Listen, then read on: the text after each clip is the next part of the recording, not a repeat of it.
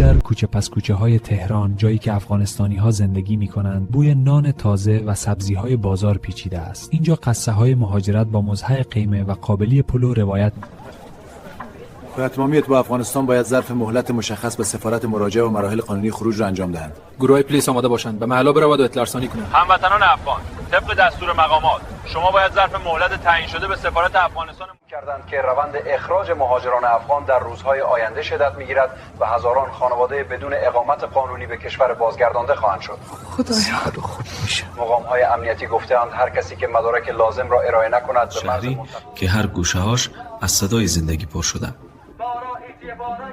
اما امروز خبری مهم زندگی بعضی خانواده ها را دگرگون میکن.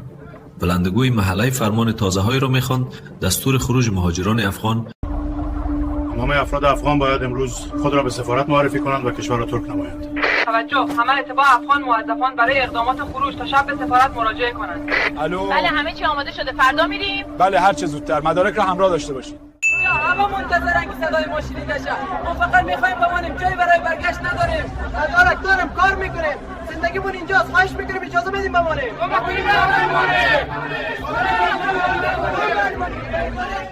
باید وسایلم رو جمع کنم.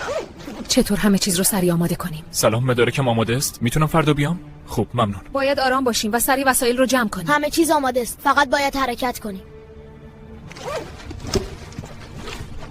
بچه‌ها دست همدیگر رو نگه دارید. همه چیز رو چک کردم، فقط فرمان مقامات اجرا شد. افغان‌ها طبق قانون و در چارچوب مهلت تعیین شده کشور رو ترک می‌کنند. نگرانی و اضطراب در میان خانواده‌ها مشهود است.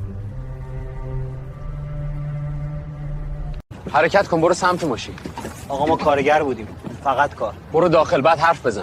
بالا زودتر، دستو نگه دار، بیا داخل بشینه. رو ببند. بشینین، تکون نخوره. خدا بزرگ.